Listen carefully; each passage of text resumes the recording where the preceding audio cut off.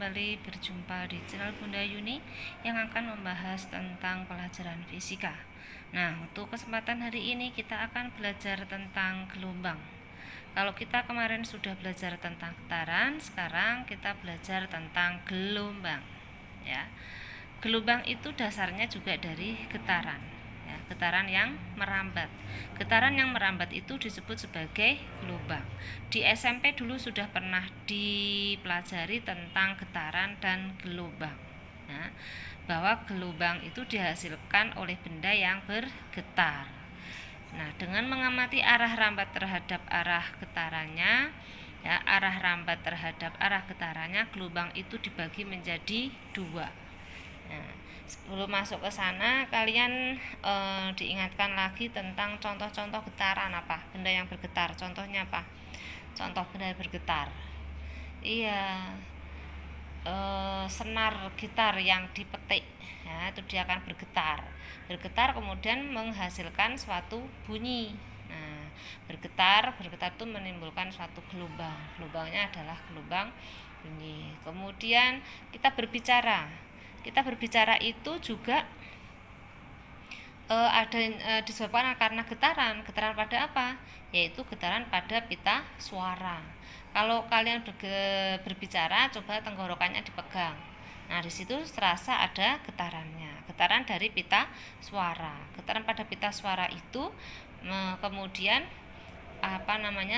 timbul yang namanya bunyi. Ya.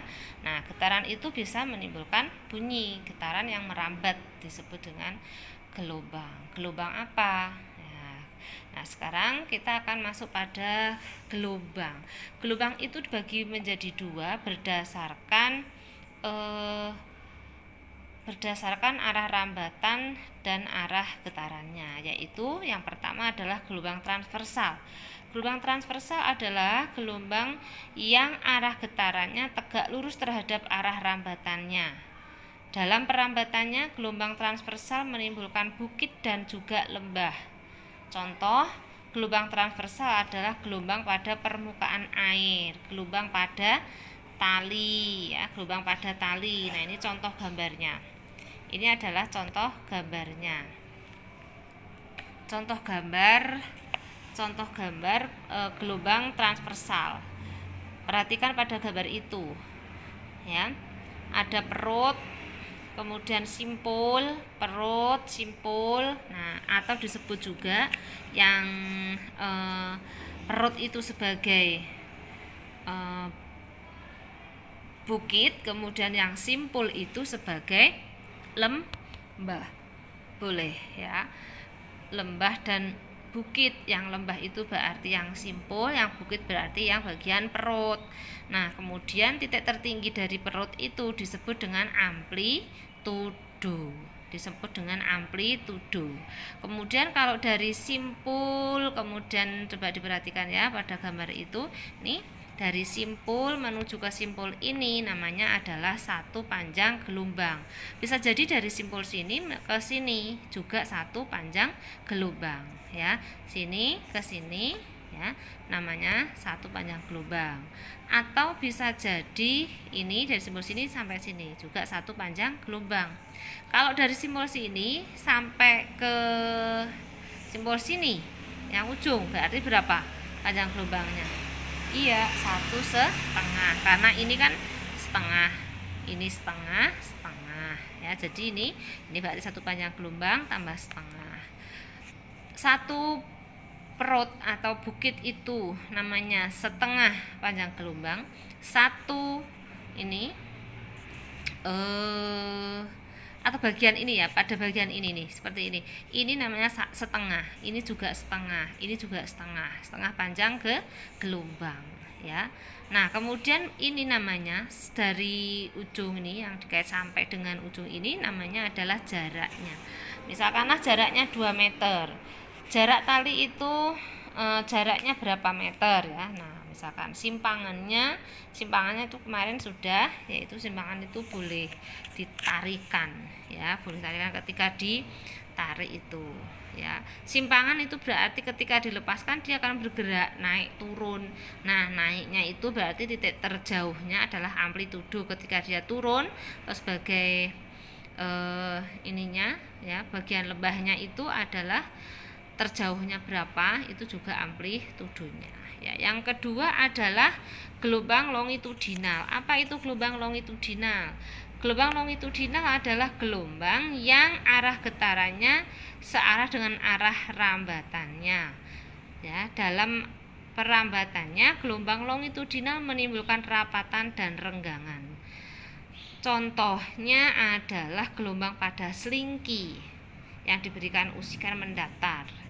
Ya, contoh pada gelombang longitudinal adalah gelombang bunyi.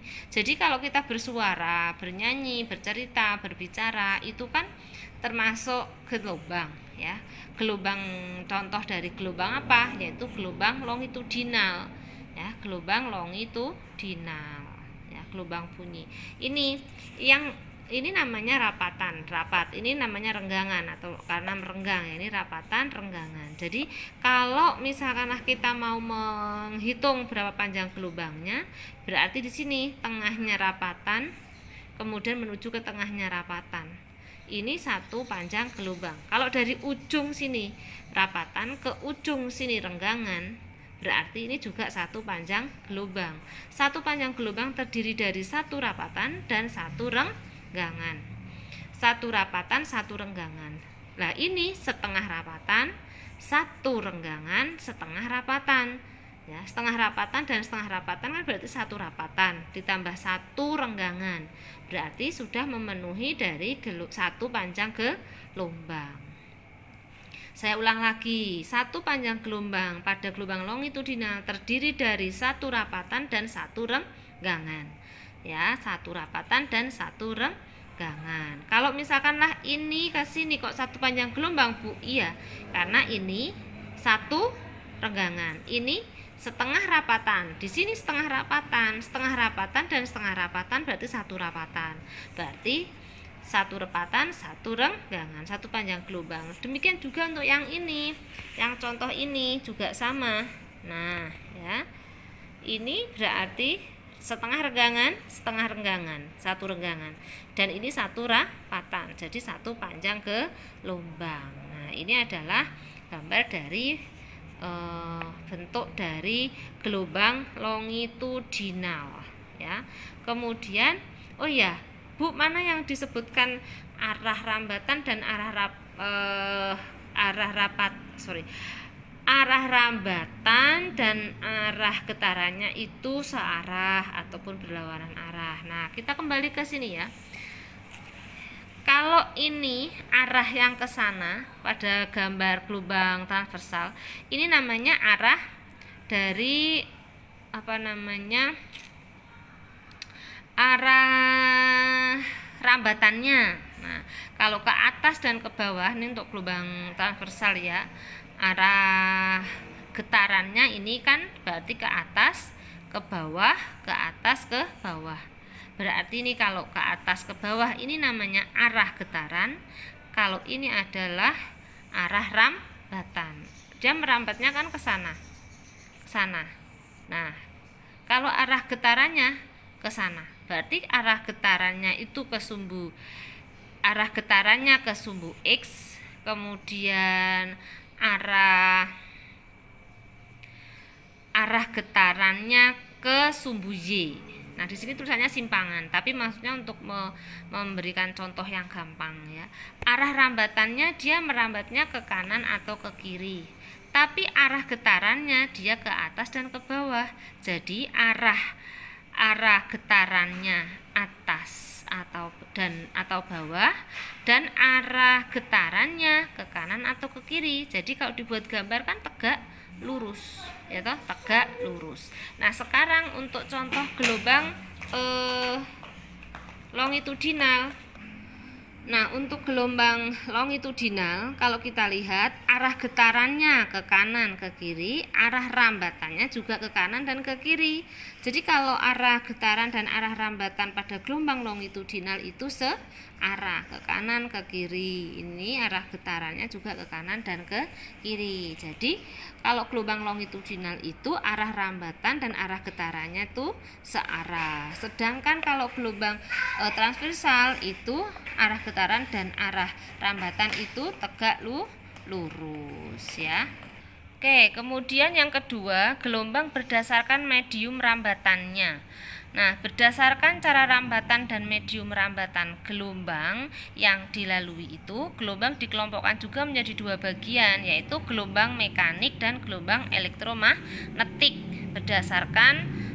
berdasarkan medium berdasarkan cara rambat dan medium rambatan gelombang yang dilalui itu. Yang pertama adalah jenis gelombang mekanik.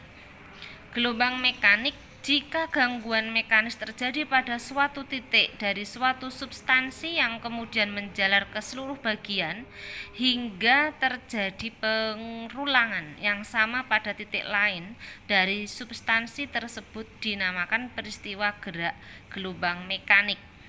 Nah, gelombang mekanik itu merambatkan energi dan untuk perambatannya itu memerlukan medium. Ya, yang dimaksud itu adalah gelombang mekanik itu merambatannya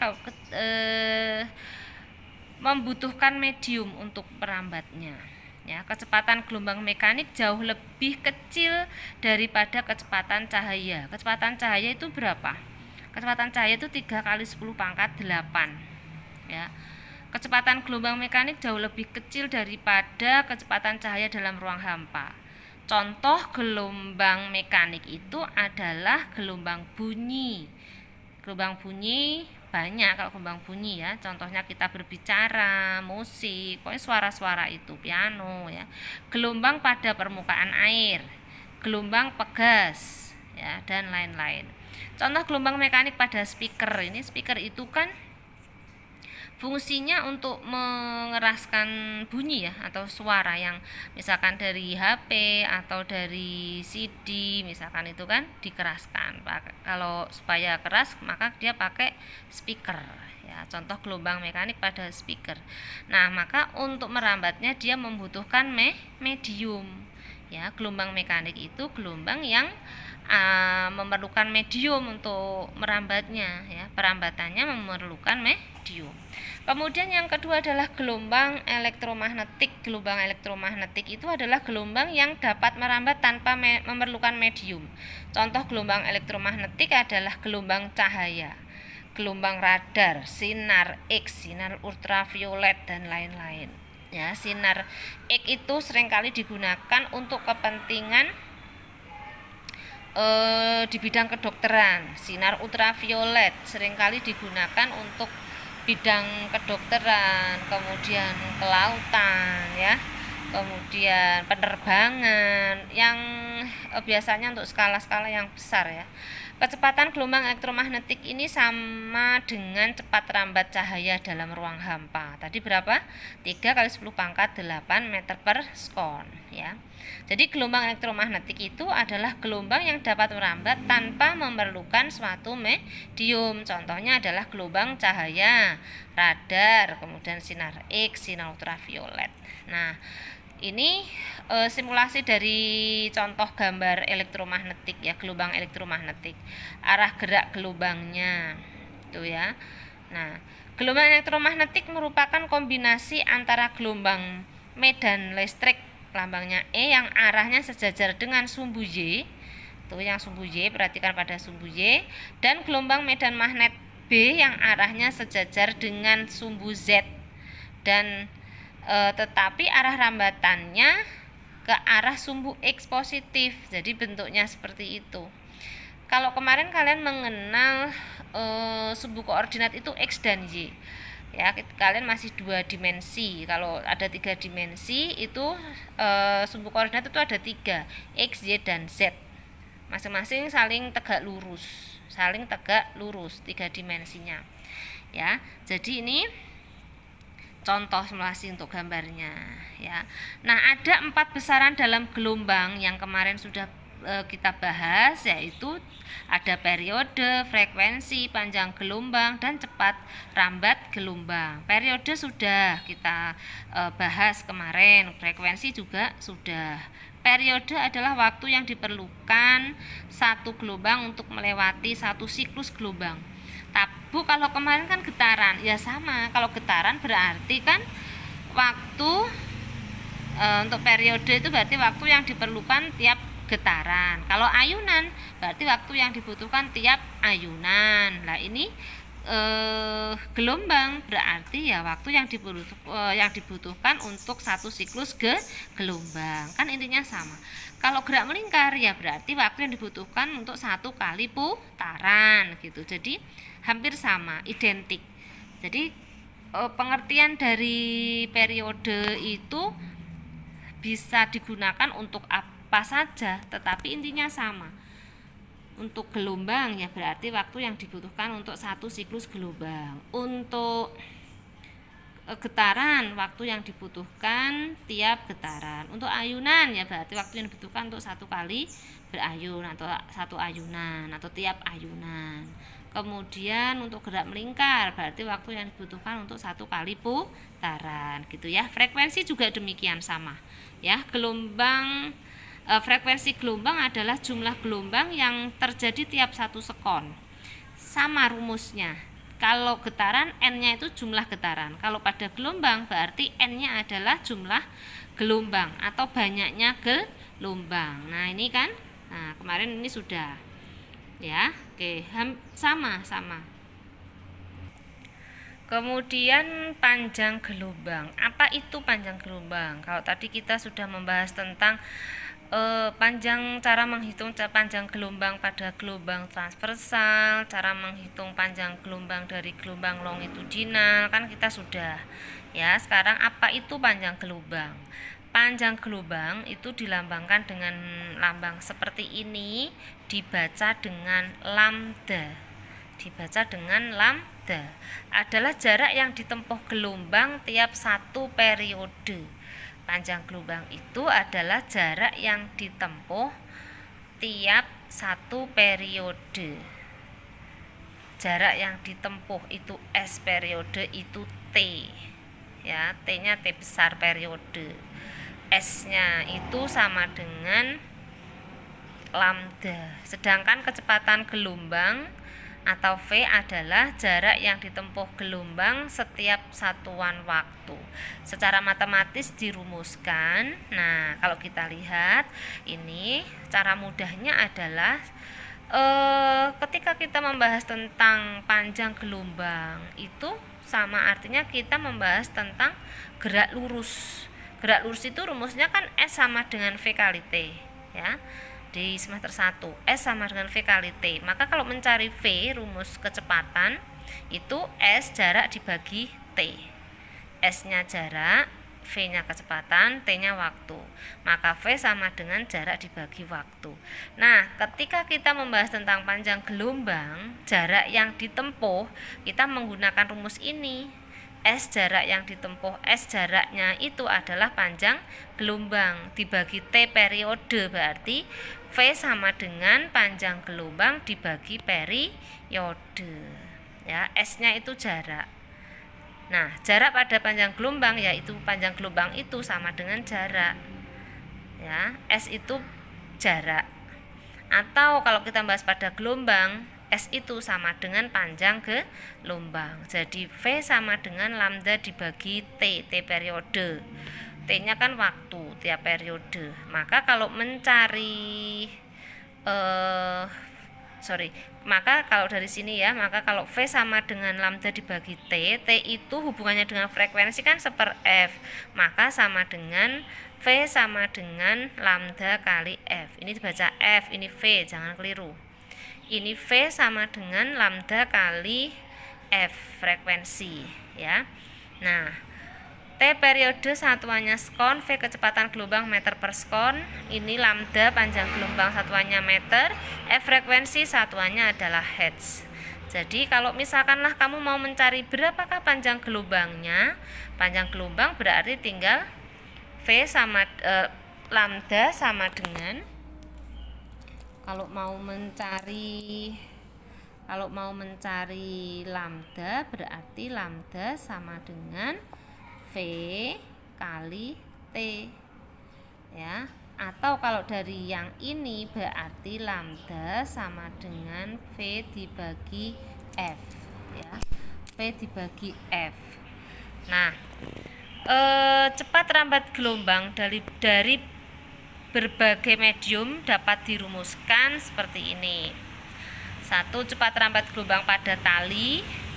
Cepat lambat gelombang pada tali V sama dengan akar F dibagi mu. Mu itu sama dengan M dibagi L. Mu itu adalah kerapatan massa tali. Mu itu kerapatan massa tali. L-nya panjang tali. M-nya massa tali. Satuan-satuannya yang kita gunakan adalah satuan-satuan internasional, ya. V sama dengan akar F.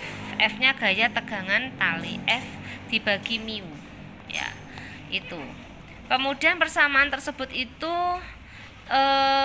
cenderung diperoleh atau didapatkan dari percobaan Melde.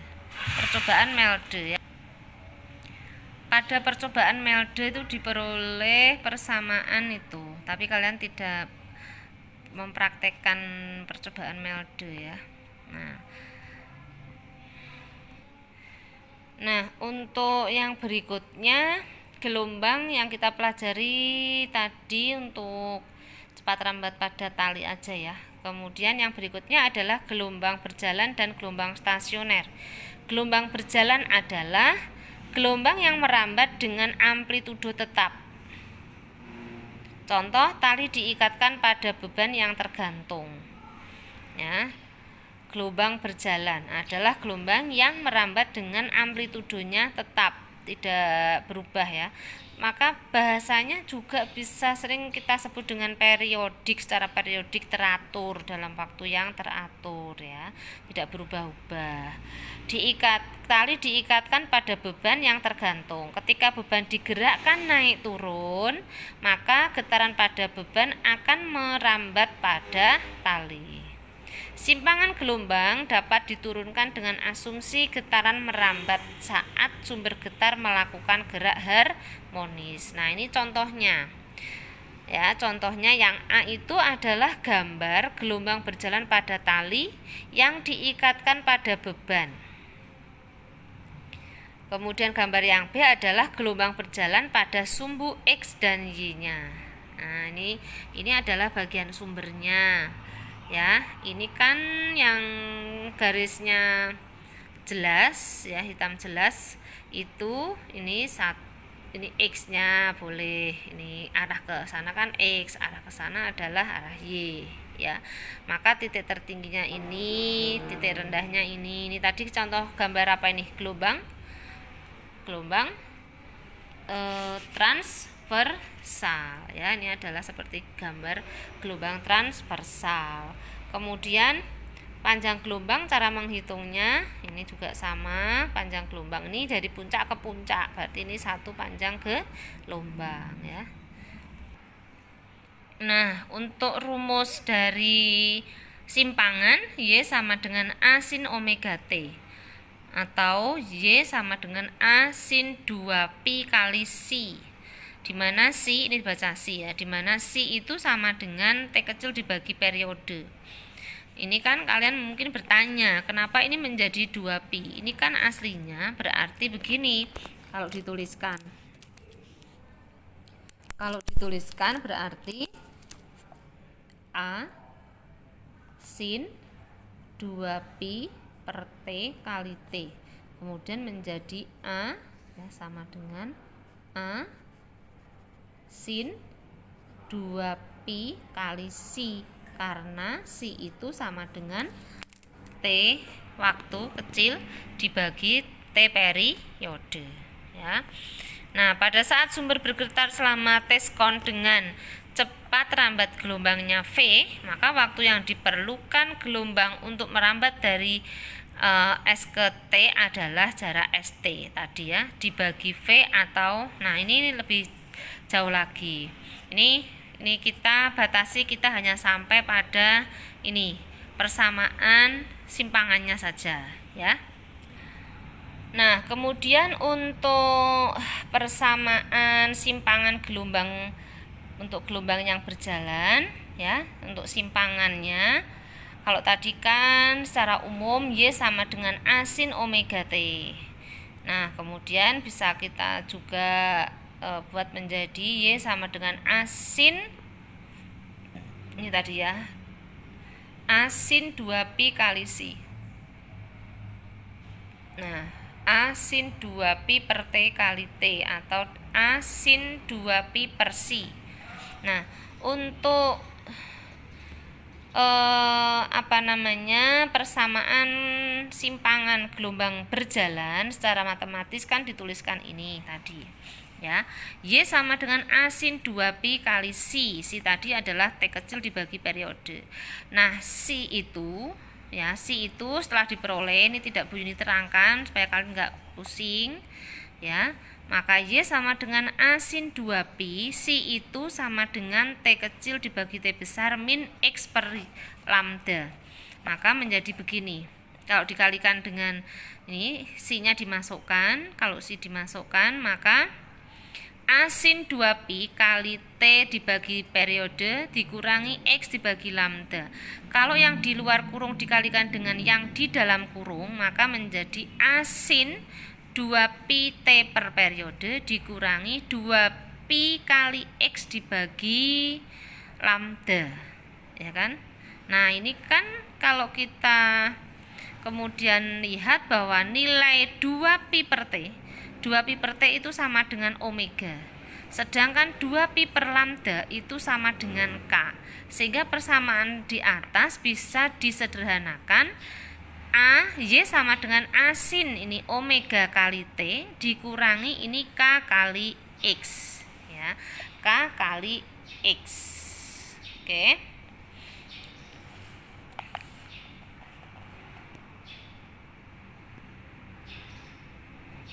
Sebagai contoh, simpangan gelombang pada kawat dengan kecepatan 100 kg per meter yang bergerak dinyatakan dengan persamaan Y sama dengan 12 sin pi per 3 kurung buka 300 T min 0,75 X dengan X dalam cm dan T dalam